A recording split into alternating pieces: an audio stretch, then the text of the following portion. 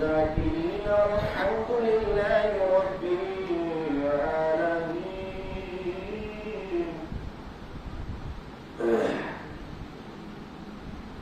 حضرات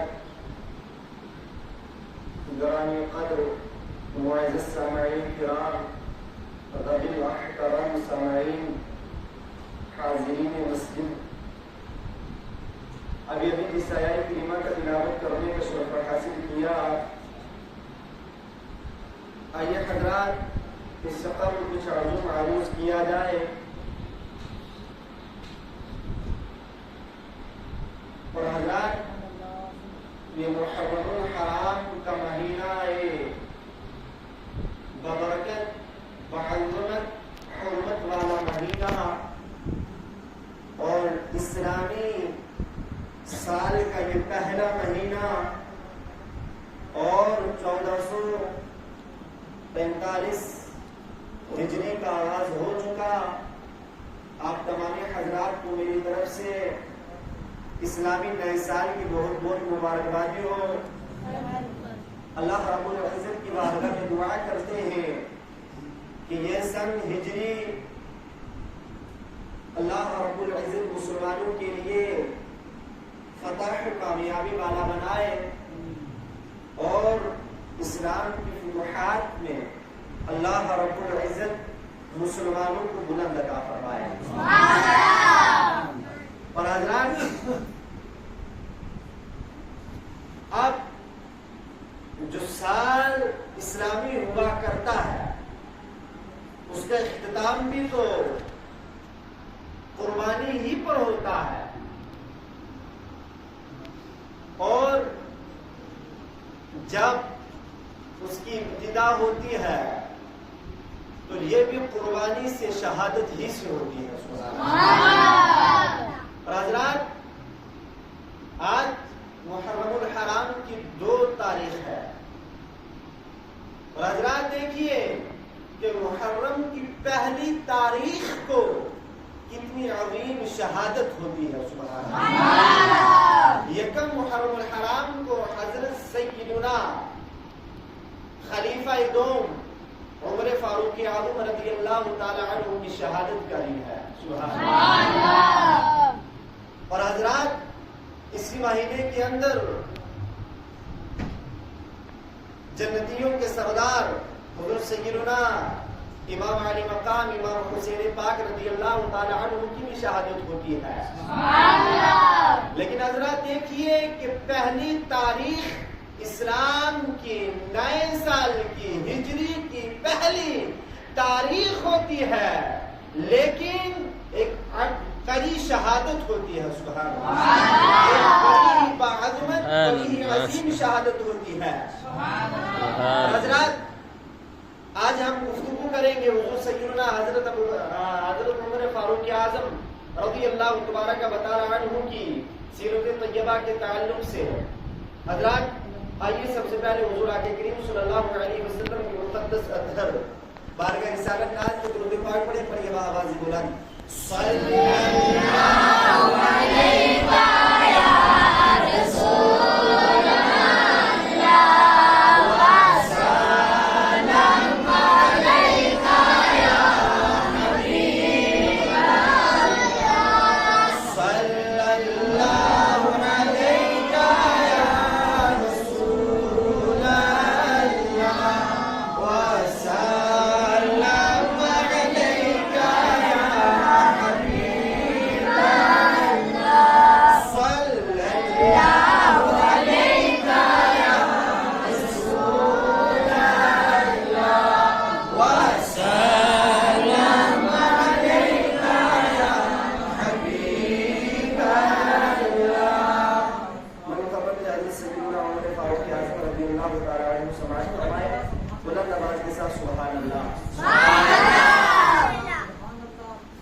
سرکار دو عالم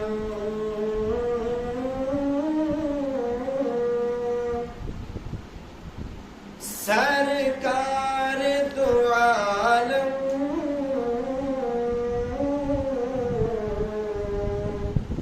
سرکار دو عالم کا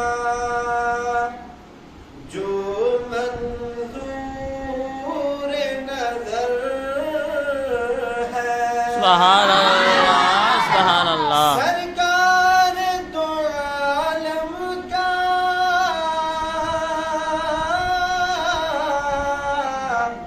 جو منور نظر ہے وہ میرا عمر میرا عمر میرا عمر ہے وہ میرا عمر میرا عمر میرا عمر ہے. سبحان اللہ. اور اسلام کی ہے عزت بڑی آپ کے دم سے.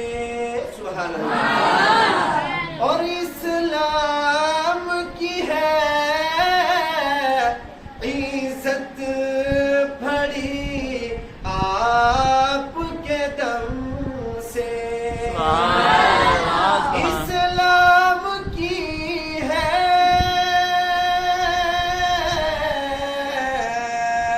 اسلام کی ہے عزت بڑی آپ کے دم سے.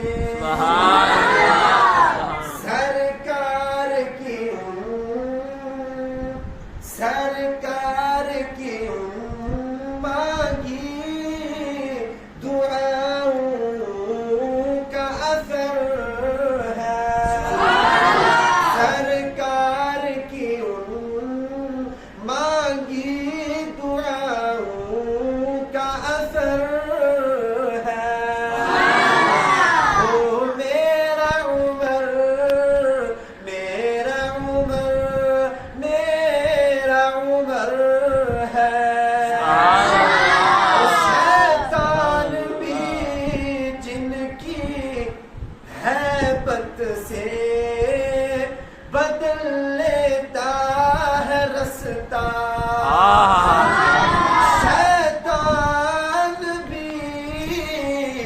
شیطان بھی جن کی ہیبت سے بدل لیتا ہے رستہ. بے شک. جس راہ سے عمر کا ہو جاتا گزر ہے. وہ میرا عمر میرا عمر میرا عمر ہے. سرکار دو عالم کا جو منظور نظر ہے وہ میرا عمر میرا عمر میرا عمر ہے. صلی اللہ علیہ وسلم علیک یا رسول اللہ صلاۃ والسلام علیک یا حبیب اللہ وعلی آلک و صحابک یا سیدی یا کریم خیر الاخلاق والرجیم.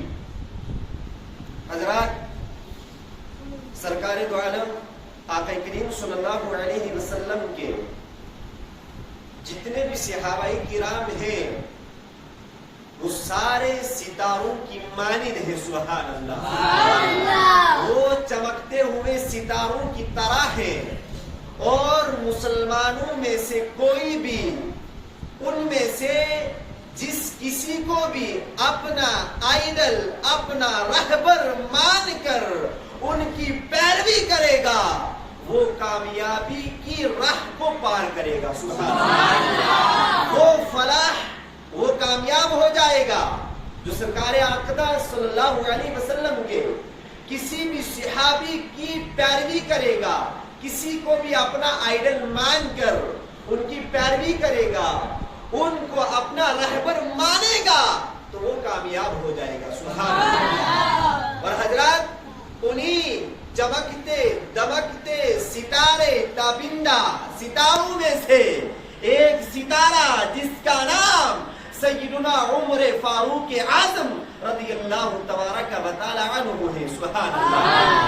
حضرات یہ ایسے چمکتے دمکتے ستارے ہیں کہ مسلمان اقوام کے دل و دماغ کے اوپر چھائے ہوئے کفر کے اندھیرے اور جتنے بھی گندگی کے اندھیرے ہیں تا قیامت صبح قیامت تک آپ کی جو چمک ہے اس چمک سے آپ مسلمانوں کی اقوام کے دلوں کو منور و مجلہ فرماتے رہیں گے. سبحان اللہ. یعنی فاروق اعظم رضی اللہ تعالی عنہ جو ستارے ہیں ان کی ایسی چمک ہے کہ اگر کسی کے دل و دماغ کے اندر اگر ہدایت نہ ہونے کا اگر کوئی غرض و غبار ہے تو آپ کی ایک چمک ستارہ ہونے کی مانند اس طریقے سے ہے کہ تا قیامت آپ کی چمک سے جو ہے وہ اقوام امہ اقوام مسلمانوں کی جو دلوں کی روشنی ہے اس کے اندر اضافہ ہوتا رہے گا. سبحان اللہ. حضرت سیدنا عمر فاروق اعظم رضی اللہ تبارک و تعالی عنہ مسلمانوں کے دوسرے خلیفہ راشد ہیں. اللہ رب العزت نے آپ کو شجاعت بہادری اور جو دلیرانہ اللہ رب العزت نے حلم و بردباری کا جو خزانہ آپ کو عنایت فرمایا ہے وہ ایک الگ ہے کہ اللہ رب العزت نے آپ کو ہدایت کا ایسا سرچشمہ بنایا کہ آپ کے ذریعے سے اللہ رب العزت نے اسلام کو عزت بخشی. سبحان اللہ. اور یقیناً آپ وہ عظیم صحابی ہیں کہ جن کے فیصلوں کارناموں اور جن کے بہترین اقوام بہترین قدموں سے اسلام کا چہرہ روشن ہے. سبحان اللہ. حضرات آپ اتنے باعظمت صحابی ہیں آپ اتنے شجاعت اور بہادری والے صحابی ہیں کہ آپ کی عظمت کو صرف اپنے ہی نہیں بلکہ بیگانے بھی مانتے ہیں. سبحان اللہ. آپ کی عظمت کو بیگانے بھی مانتے ہیں. آپ کو جو شجاعت اللہ رب العزت نے عنایت فرمائی اس کو بیگانے اپنے سب مانتے ہیں. سبحان اللہ. اور حضرات مختصر سوال حیات حضرت سیدنا عمر فاروق اعظم رضی اللہ تعالی عنہ ابھی اسلام نہیں لائے ابھی آپ نے اسلام قبول نہیں کیا ہے لیکن حضرات دیکھیے جہاں بزرگان دین کا علماء ربانیین کا ایک قول یہ ہے کہ سارے صحابی مرید رسول ہیں آقا کریم صلی اللہ علیہ وسلم کے مرید ہیں لیکن حضرت سیدنا عمر فاروق اعظم مراد رسول ہیں. سبحان اللہ. ابھی اسلام نہیں لائے لیکن حضرات ابھی حضرت عمر فاروق اعظم رضی اللہ تعالی عنہ نے ابھی اسلام قبول نہیں کیا ہے. حدیث مبارکہ ہے کہ آقا کریم صلی اللہ علیہ وسلم نے رب لم یزل قدیر کی بارگاہ میں دعا کی. سبحان اللہ. وہ دعائے مصطفیٰ کیا ہے؟ اللہم اعز الاسلام بأحب هذین الرجلین الیک ابی جہل ابی عمر بن الخطاب. سبحان اللہ. یہ حضور دعا کر رہے ہیں رب کی بارگاہ میں دعا کی. مصطفیٰ کریم نے ہاتھ اٹھا کر اپنے رب کی بارگاہ میں دعا کی اے اللہ ان دونوں یعنی ابو جہل اور عمر بن خطاب میں سے اپنے پسندیدہ بندے کے ذریعے اسلام کو عزت عطا فرما. سبحان اللہ. یعنی اے اللہ ان دونوں میں سے کسی ایک کو اسلام کی دولت عنایت فرما کر اسلام کو عزت بخش دے. سبحان اللہ. اب دوسری حدیث مبارکہ میں آتا ہے کہ حضور نے اس طریقے سے دعا کی اللہم اعز الاسلام بعمر بن الخطاب خاصہ. سبحان اللہ. کہ اللہ خاص طور پر عمر فاروق اعظم کو اسلام کی دولت عطا فرما کر اے اللہ اسلام عزت عطا فرما. لیکن حضرات دیکھیے اسلام کو عزت حضرت عمر فاروق اعظم کے ذریعے سے نصیب ہو رہی ہے. لیکن اسلام لوگوں کو عزت دیتا ہے، لیکن فاروق اعظم رضی اللہ تعالیٰ عنہ کا مقام دیکھیے. جب حضور نے اس طریقے سے دعا کی تو دعائے مصطفیٰ کو بارگاہ الہی میں قبولیت کا شرف ملا. اب کچھ ہی دنوں میں جو اسلام کا بڑا ہی سخت دشمن ہے وہ کچھ ہی دنوں میں اسلام کے دامن میں آ جاتا ہے اور اسلام کا محافظ بن جاتا ہے اور اسلام کے کردار کو بلند کر دیتا ہے. یہ دعائے مصطفیٰ کا رنگ ہے.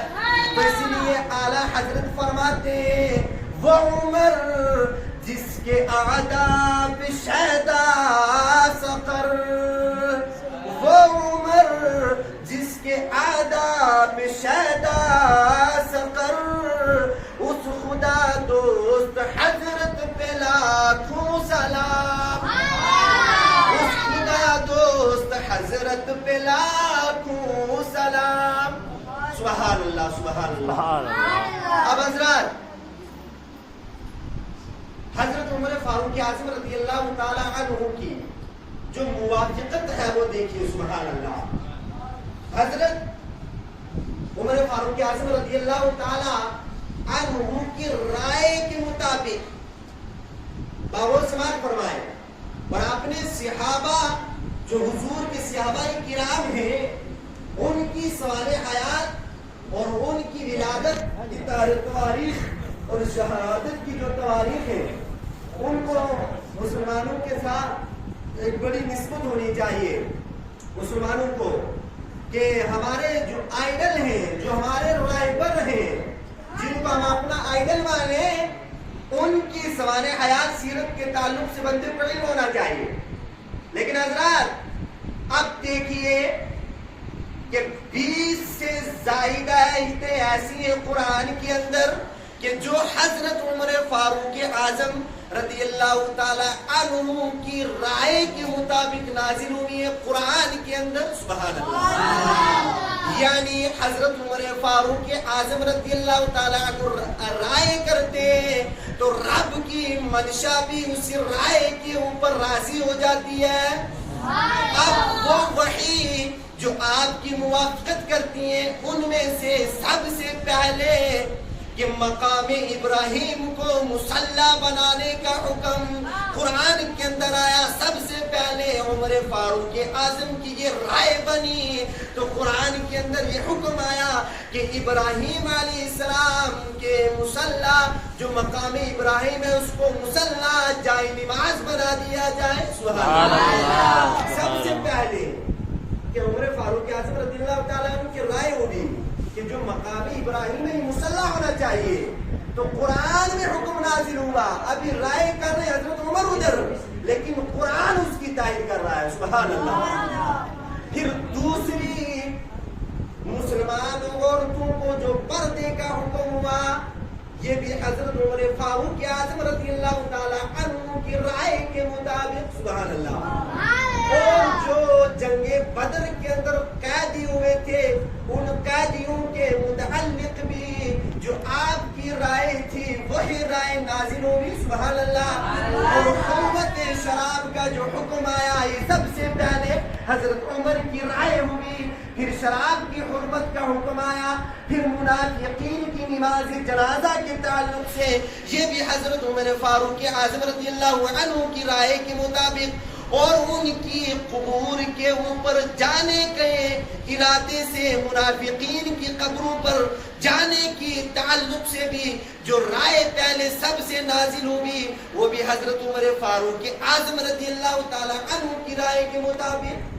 اسی طریقے سے اور پھر سب سے آگے حضرت سیدہ عائشہ صدیقہ طیبہ طاہرہ رضی اللہ تبارک و تعالی عنہا کی پاکیزگی کے تعلق سے بھی سب سے پہلے حضرت عمر فاروق اعظم کی رائے بنی. پھر قرآن کی آیت نازل ہوئی. سبحان اللہ. اور پھر جو جبریل کا دشمن ہے وہ اللہ کا دشمن ہے. ان الفاظوں کی موافقت بھی حضرت عمر فاروق اعظم رضی اللہ تعالی عنہ کی رائے کے مطابق اور پھر آقا کریم صلی اللہ علیہ وسلم کو حاکم بنانے کی جو رائے ہے وہ بھی حضرت عمر فاروق اعظم رضی اللہ عنہ کی موافقت قرآن سے ہوتی ہے.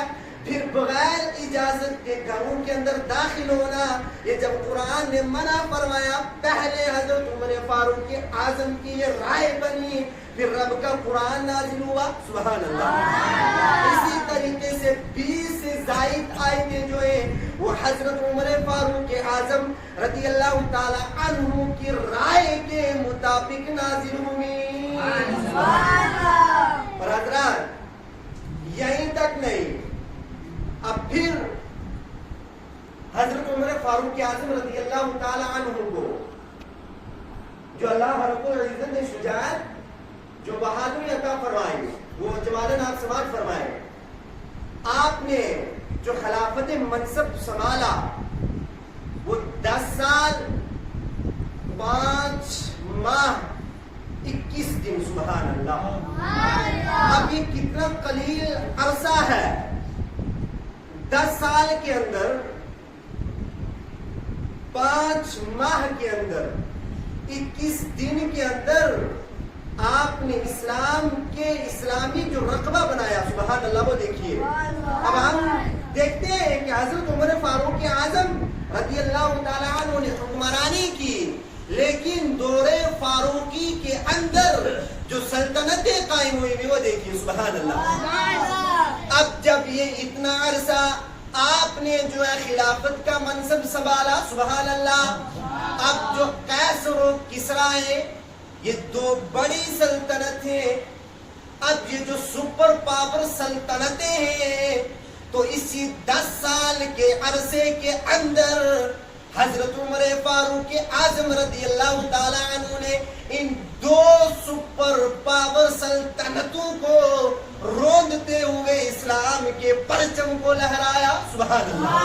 وہ دونوں بادشاہت جو تھی، وہ دونوں سلطنتیں جو تھی، آپ نے اپنے پاؤں کے تلے روند کر اس سپر پاور سلطنت کے اوپر جو ہے وہ اسلام کا جھنڈا بلند کر دیا. سبحان اللہ. اور پھر آپ ہی کے دور کے اندر، آپ ہی کے دور فاروقی کے اندر عراق بھی فتح ہوتا ہے، مصر بھی فتح ہوتا ہے، شام بھی فتح ہوتا ہے، لیبیا بھی فتح ہوتا ہے، اور مشرقی اناطولیہ بھی آپ ہی کی حکومت کے اندر فتح ہوتا ہے. پھر جنوبی جو ہے آرمینیا یہ بھی آپ ہی کی حکومت کے اندر جو ہے آزاد ہوتا ہے. اسی طریقے سے سجستان بھی آپ ہی فتح کرتے ہیں. یہ ساری جو ہے مملکت اسلامیہ کے اندر علاقہ آ جاتا ہے. سبحان اللہ. اب یہ پوری مملکت اسلامیہ کا جو رقبہ بنتا ہے جو حضرت عمر فاروق اعظم رضی اللہ تعالی عنہ نے فتح کیا، یہ 22,51,030 مربع میل کا رقبہ بنتا ہے. سبحان اللہ. یہ پوری جو سلطنت ہے اس سلطنت کی آپ حکمرانی کرتے. دیکھیے اتنا قلیل عرصہ ہے لیکن اتنی شجاعت اور بہادری کہ آپ نے 22 لاکھ مربع میل کی جو پورا علاقہ ہے اس کی حکمرانی کو سنبھال لیا. سبحان اللہ. اور حضرت عمر فاروق اعظم رضی اللہ تعالی عنہ سے پہلے آپ اسلام نہیں لائے تھے، اس سے پہلے جو ہے وہ چھپ چھپ کر عبادت کی جاتی تھی. لیکن جس دن حضرت عمر فاروق اعظم نے اسلام قبول کیا اور اعلانیہ جو ہے وہ مکہ معظمہ کے اندر مسجد نبوی کے اندر سبحان اللہ اعلانیہ عبادت کی جانے لگی. جس دن آپ نے اسلام قبول کیا تو اسلام قبول کر کے آپ سر عام جا رہے ہیں تو آپ نے اعلان کیا کہ ہے کوئی جو اپنے بچوں کو یتیم کرنا چاہتا ہے آج عمر کو عبادت سے روک لے. ہے کوئی جو آج اپنی بیویوں کو بیوہ کرنا چاہتا ہے آئے آج عمر کو اعلانیہ عبادت کرنے سے روکے. تو کسی میں جرت نہیں ہوگی حضرت عمر فاروق اعظم رضی اللہ تعالی عنہ نے اعلانیہ عبادتوں کا سلسلہ شروع کر دیا. سبحان اللہ. اور وہ پھر کیسے اسلام کو عزت ملی تھی؟ وہ اسی طریقے سے. اور حضرات حضرت عمر فاروق اعظم رضی اللہ تعالی عنہ آگے کریم صلی اللہ علیہ وسلم کی حدیث مبارکہ ہے الحق بعدی مع عمر حیث کان. سبحان اللہ. کہ میرے بعد حق عمر کے ساتھ ہوگا، جدھر عمر جائے گا حق بھی ادھر جائے گا. سبحان اللہ. اور پھر سرکار کے اوپر حدیث مبارکہ ہے انی انظر الی شیاطین الانس والجن، یعنی میں بہت سارے جنوں کو، شیطانوں کو اور انسانوں کے اندر بھی جو شیطان ہیں ان شیطانوں کو بھی میں دیکھتا ہوں قد فروا من عمر، کہ وہ میرے عمر کی حیبت سے بھاگ جاتے ہیں. تو اس لیے نصیر الدین نصیر فرماتے ہیں کہ نام آنے سے ابو بکر و عمر کا لب پر. اب شیطان شیاطین انسی، شیطان بھی بھاگتا ہے، انسانوں کے اندر بھی جو شیطان ہے وہ بھی حضرت عمر کی حیبت سے بھاگتے ہیں. اور وہ کیسے؟ آپ حضرت عمر کا ذکر کریے تو آپ کو پتہ چل جائے گا. تو حضرت پیر نصیر الدین اسی لیے فرماتے ہیں نام آنے سے ابو بکر و عمر کا لب پر تو بگڑتا ہے وہ پہلو میں سلائے ہوئے، تو بگڑتا ہے وہ پہلو میں سلائے ہوئے. سبحان اللہ. اب حضرت عمر فاروق اعظم رضی اللہ تعالی عنہ نے جب اسلام قبول کیا تو سرکار اقدس صلی اللہ علیہ وسلم کی حدیث مبارکہ ہے کہ ملائل اعلیٰ میں فرشتوں نے تہنیت و مبارکباد کے نذرانے حضور کی بارگاہ میں پیش کیے. حضور فرماتے ہیں کہ جبریل امین میرے پاس آئے اور آ کر کہا کہ اسلام آسمان والوں نے حضرت عمر کے اسلام لانے کی آپ کو مبارکبادی پیش کی ہے. سبحان اللہ. اور حضرات پھر آپ کی جو شہادت ہوتی ہے وہ ذوالحجہ ہی کا مہینہ ہوتا ہے، اور سرکار اقدس صلی اللہ علیہ وسلم نے آپ کی شہادت کی خبر پہلے سنا دی تھی. سبحان اللہ. وہ اس طریقے سے کہ آقا کریم صلی اللہ علیہ وسلم اور حضرت عمر، حضرت ابوبکر صدیق اور حضرت عثمان غنی رضی اللہ تعالیٰ عنہ جب احد پہاڑ پر تشریف فرما ہوئے، احد پہاڑ جب آپ کے قدموں کی بوسی سے سعادت بخش ہو رہا تھا تو اس وقت وہ احد پہاڑ کانپنے لگا. تو حضور نے پاؤں سے ٹھوکر دے کر فرمایا اے احد پہاڑ ٹھہر جا، تیرے اوپر ایک نبی، ایک صدیق اور 2 شہید تشریف فرما ہے. سبحان اللہ. اور حضرات یہ جب حضور نے پہلے خبر دے دی تھی خود کہ شہید 2 ہیں، حضرت عثمان غنی بھی شہید ہوئے، حضرت عمر فاروق اعظم بھی شہید ہونے کا جب وقت آیا 26 ذوالحجہ ہے، عین فجر کی نماز کے وقت ابو لؤلؤ فیروز بدبخت نامی جو ہے یہ حضرت عمر فاروق اعظم رضی اللہ تعالی عنہ پر 3 قاتلانہ حملے کرتا ہے، اور وہ زہر آلود 3 قاتلانہ حملے ہوتے ہیں جو بہت ہی مہلک ثابت ہوتے ہیں. حضرت عمر فاروق اعظم رضی اللہ تعالی عنہ جب زخمی ہو جاتے ہیں، مسجد شریف کے اندر جو ہے وہ شور بپا ہو جاتا ہے. جیسے ہی وہ فیروز نامی بدبخت نامی جب مسجد سے بھاگتا ہے، جو لوگ اس کے پیچھا کرتے ہیں تو پیچھا کرنے میں بھی 11 آدمیوں کو وہ زہر آلود خنجر سے جو ہے وہ پھر زخمی کر دیتا ہے. بعد میں 6 لوگ پھر وفات پا جاتے ہیں.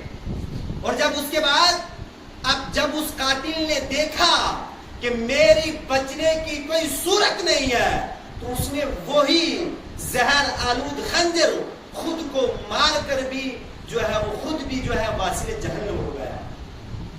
اب حضرت عمر فاروق اعظم رضی اللہ تعالی عنہ جب 26 ذوالحجہ کو زخمی ہوتے ہیں، پھر 4 دن موت و حیات کی کشمکش میں گزارتے ہیں، پھر اپنے بیٹے حضرت عبداللہ بن عمر رضی اللہ تعالیٰ عنہ سے فرماتے ہیں، کیا بیٹے ام المؤمنین سیدہ عائشہ صدیقہ طیبہ طاہرہ رضی اللہ تعالیٰ عنہا کے پاس جائیں اور جا کر یہ کہیں کہ عمر اپنے دو دوستوں کے پاس مدفون ہونا چاہتا ہے، اگر آپ اجازت دیں تو عمر بھی اپنے دوستوں کے پاس جانا چاہتا ہے. سبحان اللہ.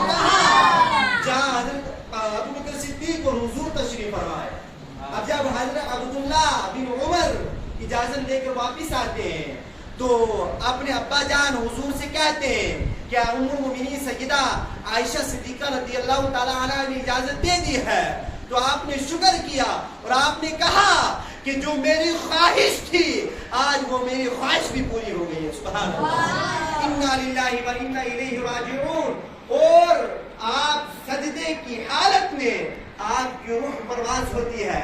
یکم محرم الحرام ہوتا ہے، 23 ہجری ہے، وہاں 23 ہجری 26 ذوالحجہ کو آپ زخمی ہوتے ہیں.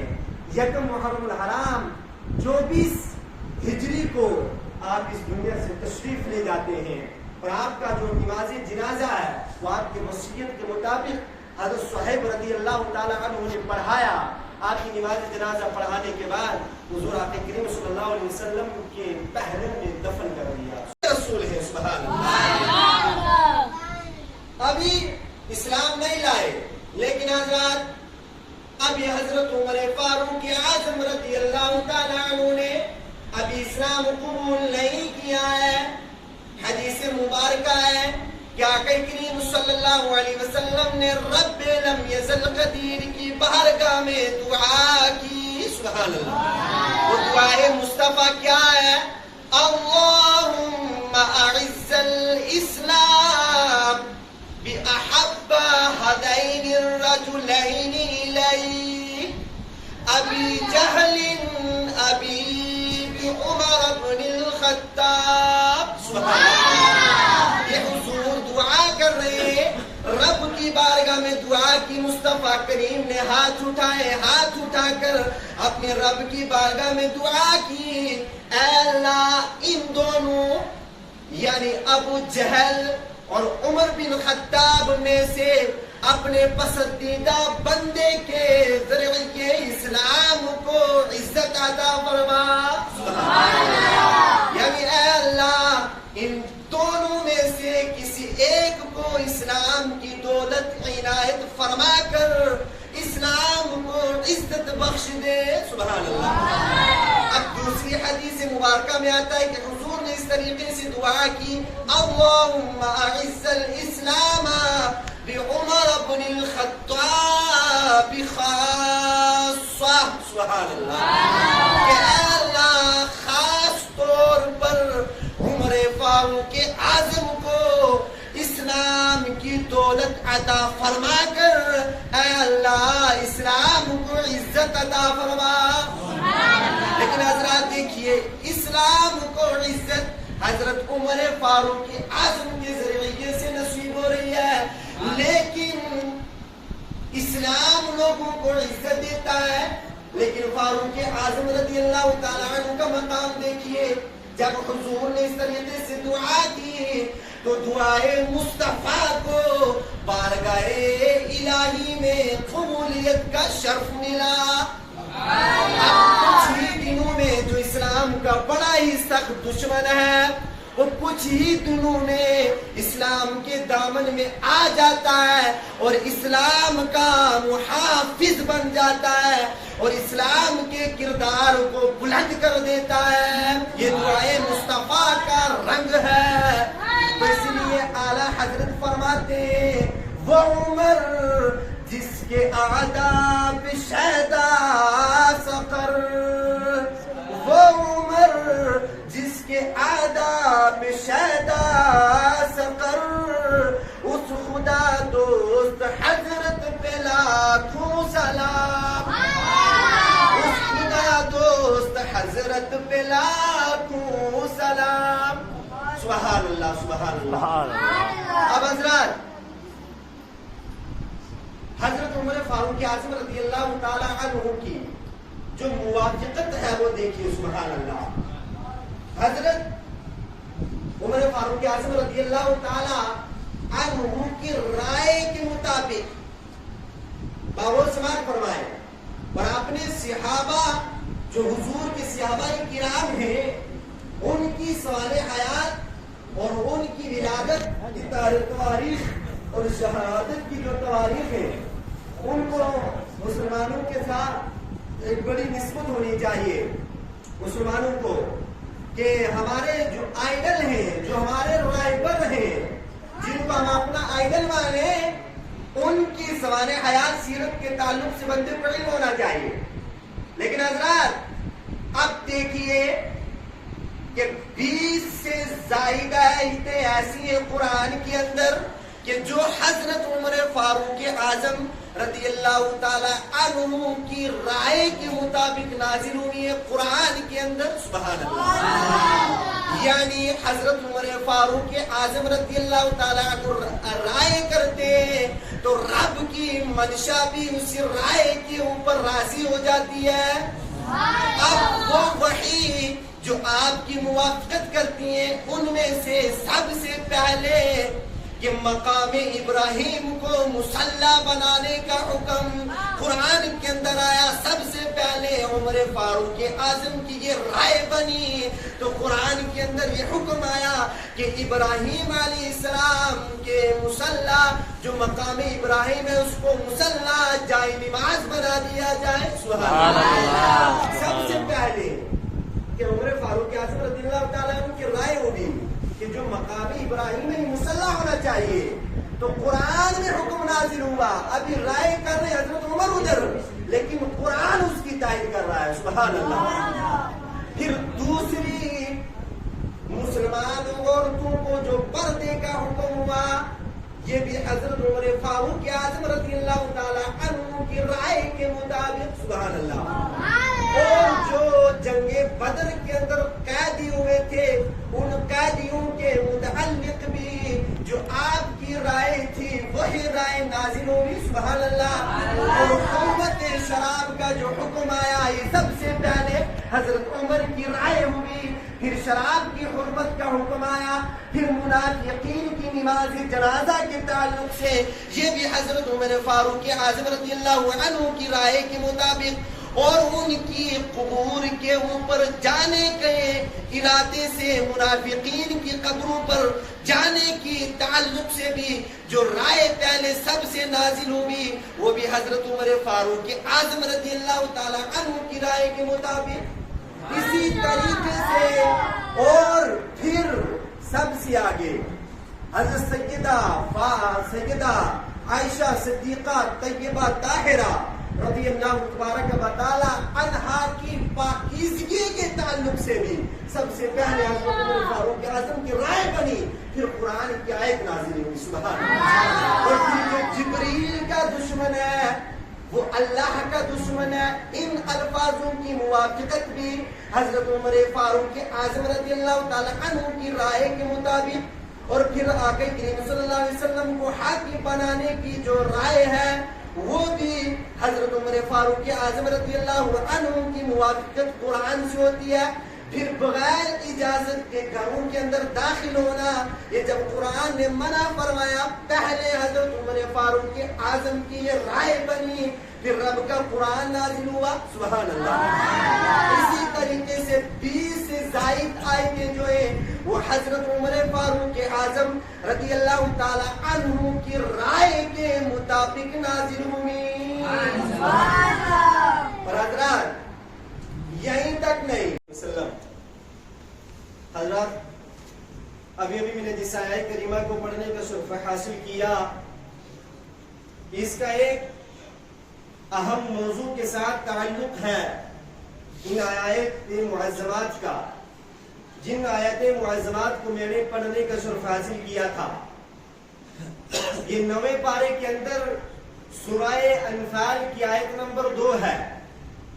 الذين إذا ذكر الله وجلت قلوبهم وإذا تليت عليهم آياته زادتهم إيمانا وعلى ربهم يتوكلون سبحان اللہ. یہ ایمان کی علامات یہاں بتائی جا رہی ہیں کہ جو علامات ایمان والوں کی ہوتی ہیں ان میں کون کون سی صفات پائی جاتی ہیں، وہ کون کون سی علامات ہیں کہ جس بندے کے اندر وہ علامات پائی جائے تو پھر وہ بندہ کامل مومن کہلاتا ہے. سبحان اللہ. اللہ تعالیٰ ارشاد فرماتا ہے صرف وہی سچے ایماندار ہے جب ذکر کیا جاتا ہے اللہ تعالی کا تو ان کے دل کانپ جاتے ہیں. سبحان اللہ. اور جب پڑھی جاتی ہے اللہ تعالی کی آیتیں ان پر تو ان کے ایمان کے اندر اضافہ ہو جاتا ہے. سبحان اللہ. اور وہ اپنے رب پر بھروسہ رکھتے ہیں، وہ اپنے رب پر توکل کرتے ہیں. سبحان اللہ. اور پھر آگے ارشاد ہوا الذین یقیمون الصلاۃ ومما رزقناہم ينفقون، اور جو صحیح ادا کرتے ہیں نماز کو، نیز اس کو جو ہم نے دیا خرچ کرتے ہیں. اولئک هم المؤمنون حقا، یہی وہ لوگ ہیں جو سچے مومن ہیں. لہم مغفرۃ ورزق کریم، انہی کے لیے اللہ رب العزت کے پاس درجات ہے. سبحان اللہ. اللہ رب العزت کے پاس ان لوگوں کے لیے بخشش ہے. سبحان اللہ. انہی کے لیے اللہ رب العزت کے پاس پاک رزق ہے. سبحان اللہ. اب حضرت ان علامات کو بتانے کے بعد سب سے آخر میں جو بات بتائی کہ اللہ رب العزت کے پاس جن کے اندر یہ صفات پائی جائیں گی ان لوگوں کے لیے اللہ رب العزت کے پاس پاک رزق ہے. سبحان اللہ.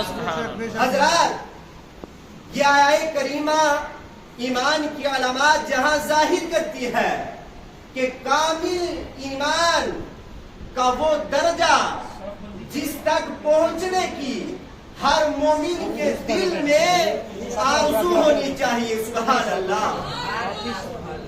اور حضرات اللہ رب العزت کا یہ قرآن کریم ہے.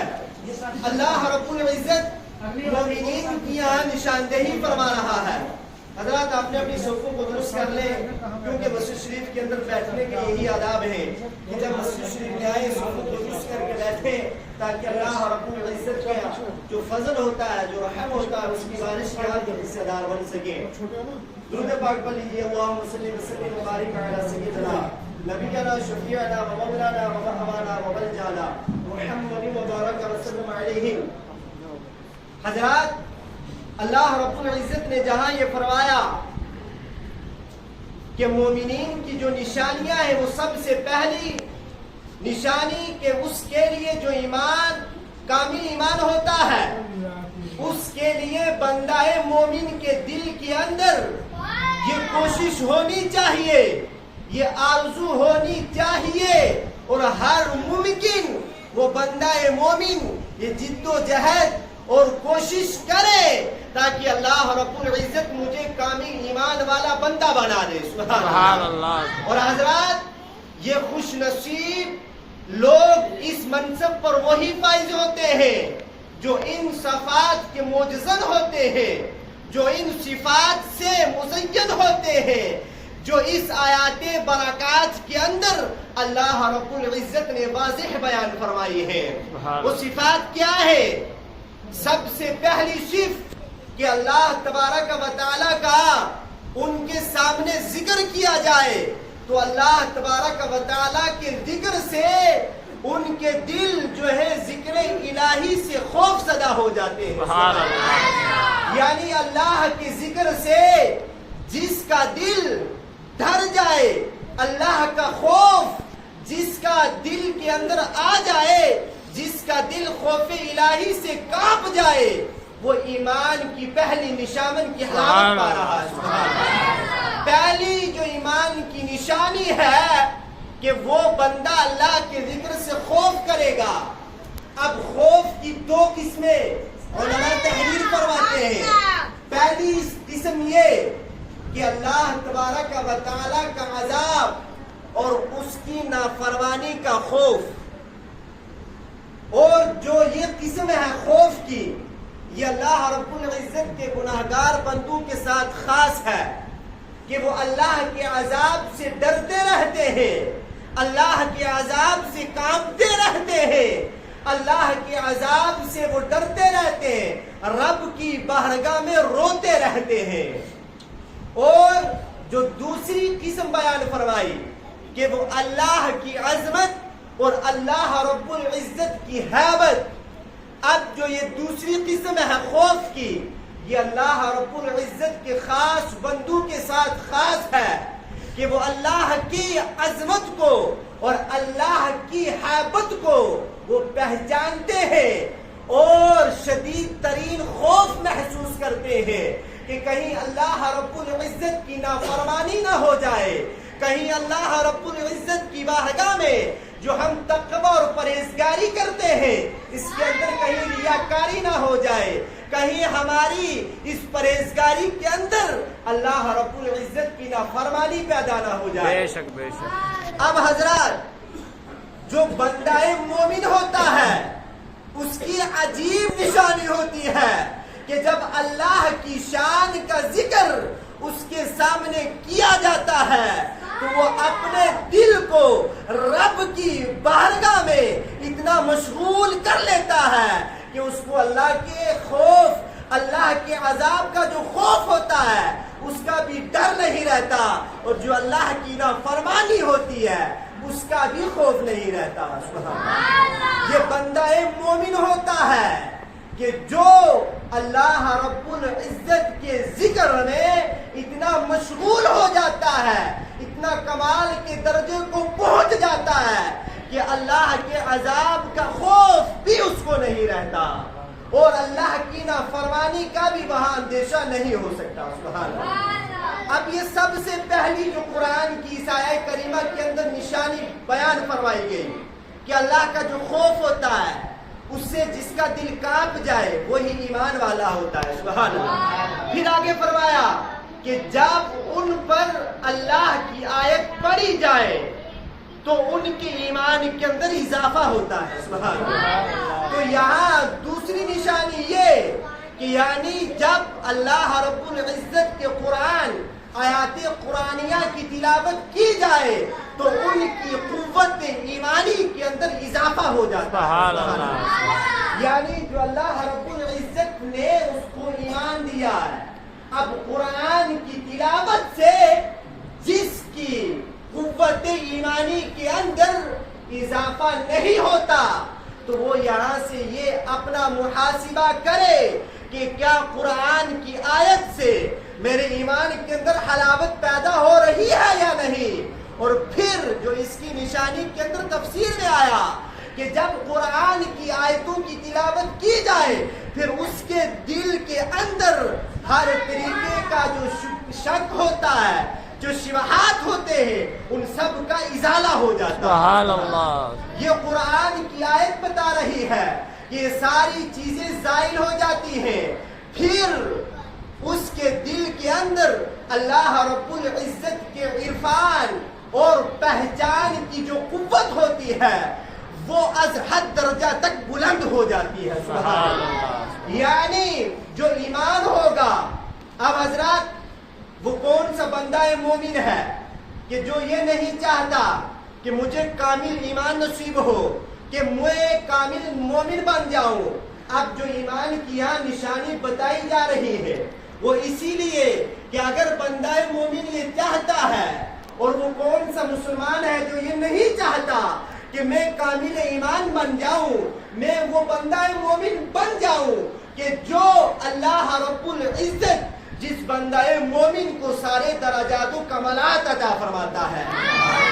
اور پھر حضرات اس کے بعد جو ارشاد ہوا کہ اس آیت کریمہ کے اندر کہ وہ اپنے رب پر بھروسہ کرتے ہیں. سبحان اللہ. یعنی وہ ہر کام میں اپنے رب پر بھروسہ کرتے ہیں، اپنے رب پر توکل کرتے ہیں. کون؟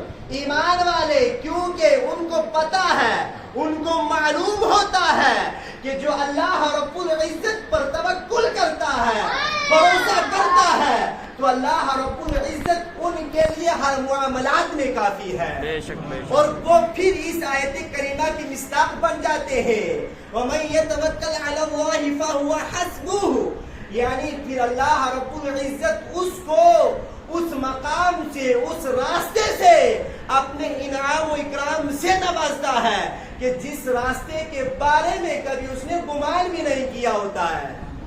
یعنی اس راستے کے بارے سے، اس راستے سے اللہ رب العزت اس کی مدد فرماتا ہے۔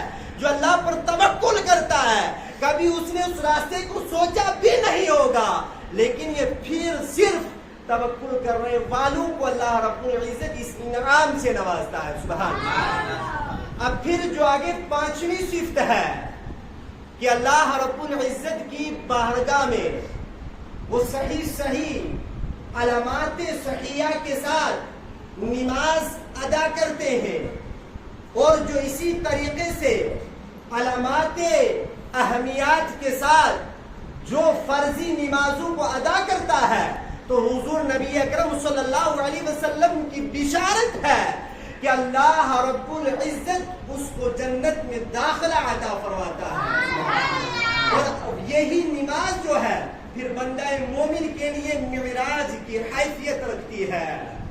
اب حضرت پھر قرآن کی آیت کریمہ میں سب سے آخر میں جو یہ علامت بتائی کہ جو ہم نے دیا ہے، ہمارے اس دیے ہوئے رزق میں سے اللہ رب العزت کی بارگاہ میں خرچ کرتے ہیں۔ سبحان اللہ۔ اب وہ خرچ کہاں سے کرتے ہیں کہ جو اللہ تعالیٰ نے ان کو دیا ہوتا ہے، اب پھر جو رب کی بارگاہ میں خرچ کرتا ہے، تو حضرت انس بن مالک رضی اللہ تعالیٰ عنہ سے روایت ہے، آپ فرماتے ہیں کہ آقا کریم صلی اللہ علیہ وسلم نے ارشاد فرمایا کہ جو بندہ مومن صدقہ کرتا ہے، تو جو بندہ مومن اپنے مال کا صدقہ کرتا ہے، تو وہ صدقہ 70 مصیبتوں سے اس کو بچا لیتا ہے۔ سبحان اللہ۔ اب ان میں سے جو سب سے چھوٹی مصیبت ہے وہ ابرص اور جذام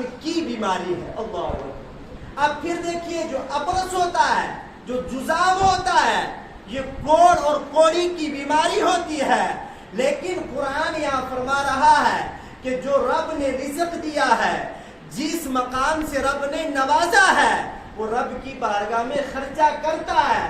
تو سب سے چھوٹی بیماری اگر یہ ہے، تو سب سے آگے جو آگے دوسری بیماریاں ہیں وہ کون کون سی بیماریاں ہوں گی؟ سبحان اللہ۔ یہ اللہ رب العزت صدقات عطا کرنے والوں کو یہ منازل عطا فرماتا ہے۔ اور حضرات، میں آپ سے گزارش کروں گا کہ آپ کے سامنے یہ مسجد شریف جو ہے یہ زندہ مثال ہے۔ آپ صدقات اور خیرات، صدقات و خیرات کے ذریعے سے آپ اس مسجد شریف میں تعاون فرمائیں، تاکہ اللہ رب العزت نے جہاں مومن بندوں کی ایمان کی علامات یہاں بیان فرمائی ہیں، تاکہ ان علامات کے اندر ہم بھی گنے جائیں، تاکہ پھر ہم بھی کامل ایمان والے بندے بن جائیں۔ سبحان اللہ۔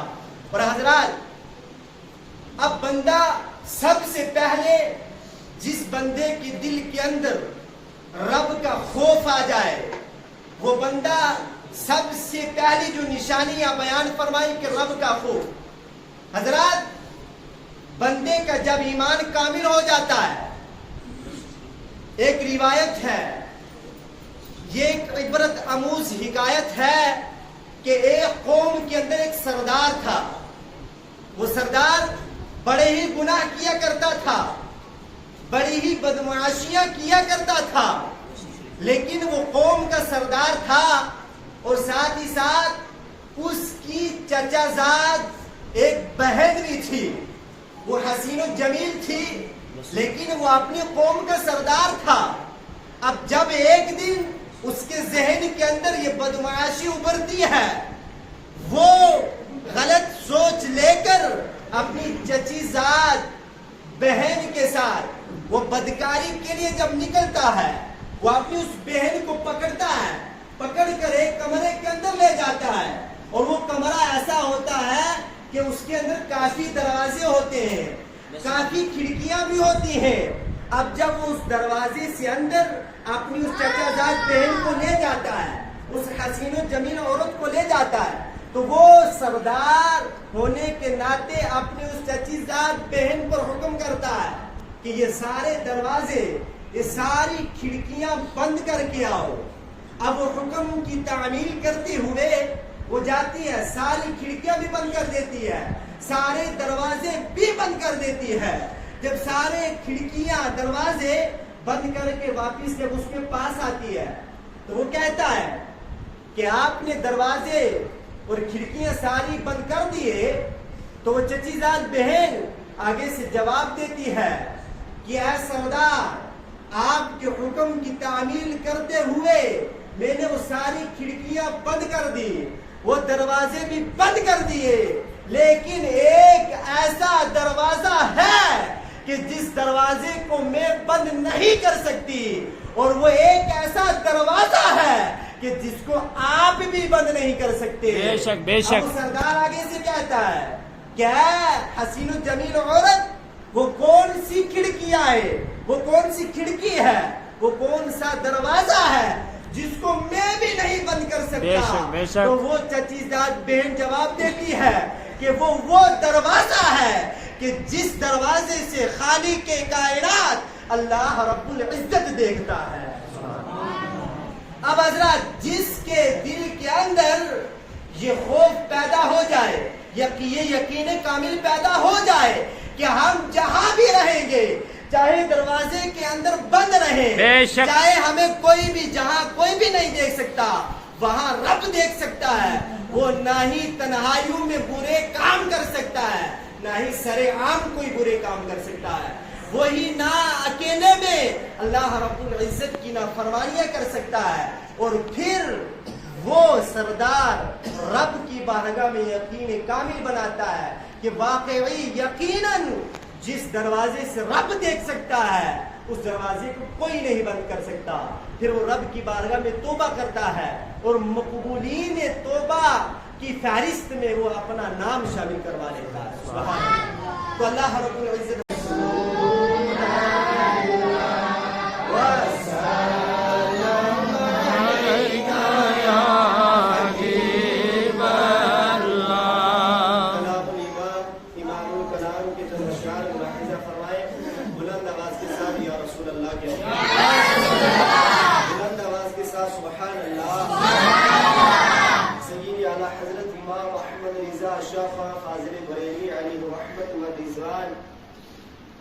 ارشاد فرماتے ہیں کہ زمین و زمان تمہارے لیے،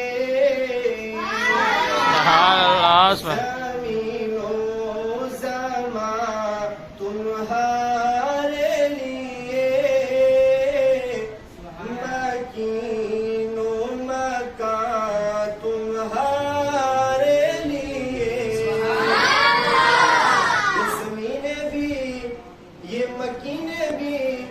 سب چیزیں حضور کے لیے ہیں۔ حضرت فرماتے ہیں کہ زمین و زمان تمہارے لیے، مکین و مکان تمہارے لیے، زمین و چنا تمہارے لیے، چنین و چنا تمہارے لیے،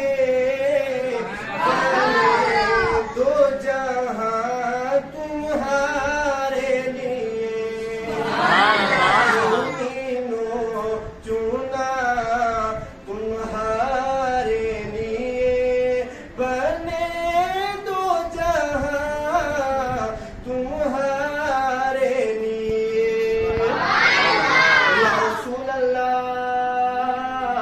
دہن میں زبان تمہارے لیے، ہم اپنے منہ میں جو زبان رکھتے ہیں اس زبان کو بھی بس حضور کے لیے رکھتے ہیں، زبان سے بس ہم حضور پر درود پڑھتے ہیں اور درود سلاموں کا نذرانہ حضور کی بارگاہ میں پیش کرتے ہیں.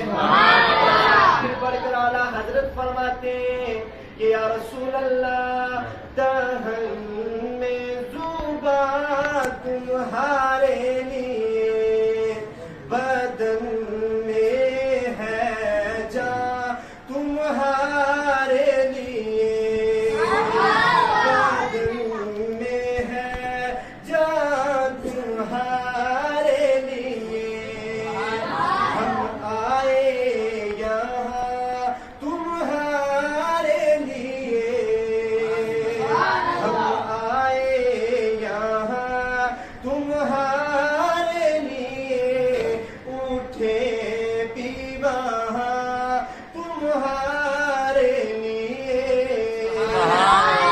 اگر اس دنیا میں رہے تو حضور کے لیے اور اگر قبر سے اٹھے تو بس حضور کے دیدار کے لیے. سبحان اللہ سبحان اللہ ماشاء اللہ بہت ہم آئے یہاں تمہارے لیے اٹھے بھی وہاں تمہارے لیے. حضرت فرماتے کہ خلیل و نجی مسیح و صفی سبحان اللہ حدیث کہیں بھی بنی. سبحان اللہ میدان محشر میں جب ساری امت پریشان ہوگی نفسی نفسی کا عالم ہوگا تو امت جو ہے نبیوں کے پاس بھی جائے گی تو لیکن سب نبی کہیں گے کہ اذهبوا الى سبحان اللہ. جب خلیل اللہ کے پاس پہنچی نوح نجی اللہ کے پاس بھی پہنچی عیسیٰ روح اللہ کے پاس بھی پہنچی آدم صفی اللہ کے پاس بھی پہنچی سب سے کہیں بھی بنی. تو اعلیٰ حضرت فرماتے خلیل و نجی